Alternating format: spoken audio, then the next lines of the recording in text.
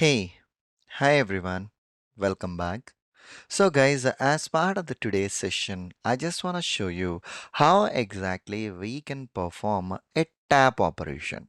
More or less, the tap and a click is one and the same. Tap whenever you are using that particular action, right? It's gonna be a bit more faster. It will perform that operation when compared to that of a click. Okay, so how exactly you can use a tap operation using this particular code?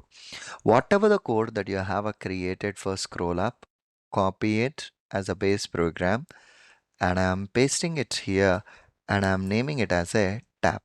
Okay, and I'm just naming it as a tap. And in which, so in order to perform the tap operation, okay, in order to perform the tap operation, if you see this particular application, I want to perform the tap on the login button. So I want to deal with my web element. In such a cases, I don't need my screen coordinates. I just remove that. The tap operation, again, we are using the actions chain itself. In order to perform this particular actions chain, we are using a touch action. So I have specified it as a touch and I deleted all unnecessary commands. Whichever the unnecessary commands are there, I just deleted all unnecessary commands. And right now, what we need to do, we wanna move to that particular object and where in which you need to move down and as well as a move up of your cursor. So here action builder dot pointer action dot move to an element. So what exactly the element that you want? You want to identify the login button. See, the login button is having an XPath. So come back here and in the program login button is equal to driver dot find element by dot XPath, and this is what the XPath is. So I wanna move to the login button where the pointer down, and again I wanna perform the pointer up operation, the pointer down and as well as a pointer up operation, guys. That's it, as simple as it is. I want to perform this particular move. Okay, fine. So after this a few seconds and after performing the tap, here I don't want to wait for maybe the 6 seconds. Now let me try to run this particular program and check out whether it is performing the tap operation on that particular login button or not. Okay, on that particular login button or not, let us have a look into that. So it should wait for 5 seconds and then it performed the tap operation. Okay, perfectly all right. And after performing the tap operation in the same session, I just want to show you the another scenario, which is a long press operation, guys. So how exactly we can perform a long press operation? So in order to perform this long press operation, I have these, API demos in which views, expandable list, custom adapter. You can do a long press operation on any of these things so that you will be getting some options. How exactly you can perform the long press operation? So what I'm gonna do right now is whatever the tap code is there, copy it and paste it with a name as a long press. Okay, paste this code with a name as a long press. Now here, this is the API demos application. Now get that particular application, apps, Android, and I want to deal with the API Pure. Okay, 1 second. The one that I want to deal with it is APK Pure. Yeah, this is the one. API demo APK Pure. Right click. Okay, get the info of this particular app. Get the info of this particular app. Update this particular chunk followed by the app name. Followed by the app name.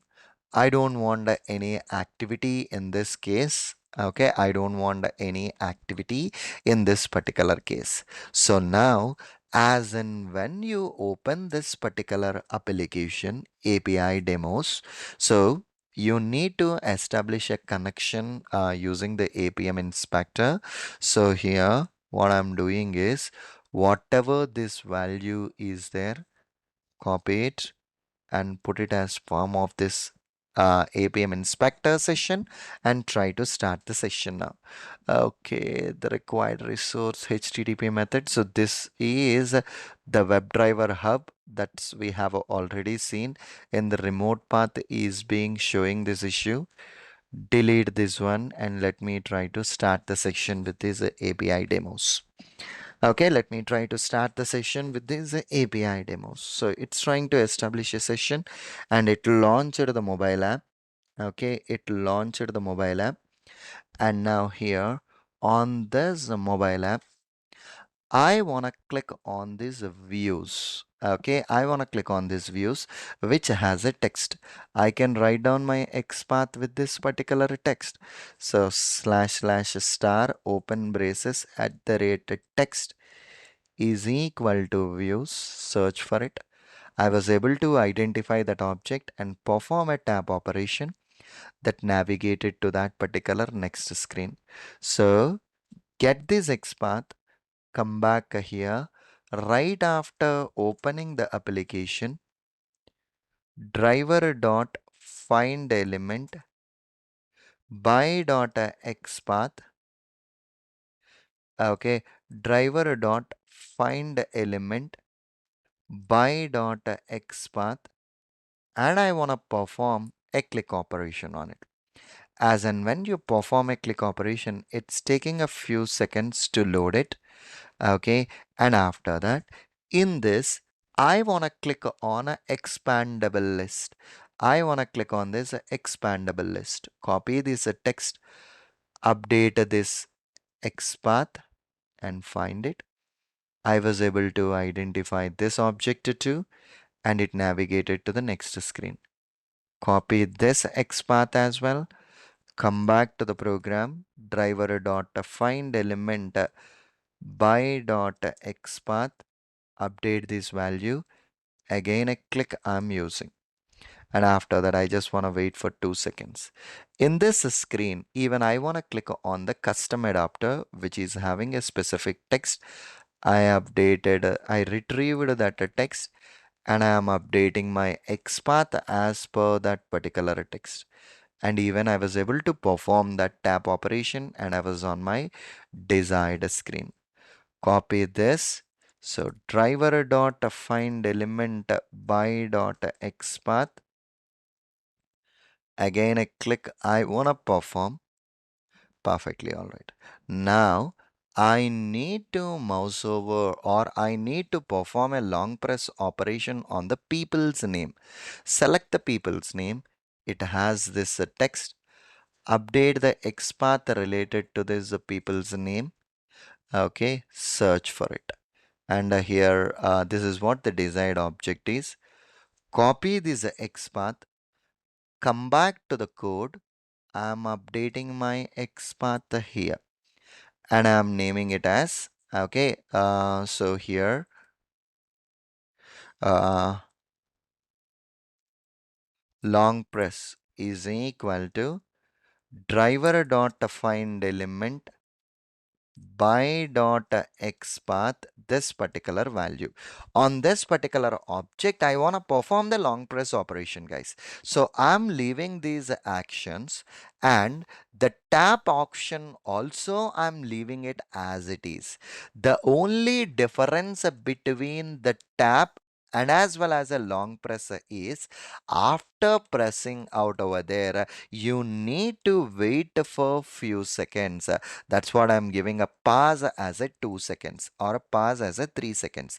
Whenever you give pause as a 3 seconds, it will press, it will wait for 3 seconds and then it will release. It will press and then it will release. That's it.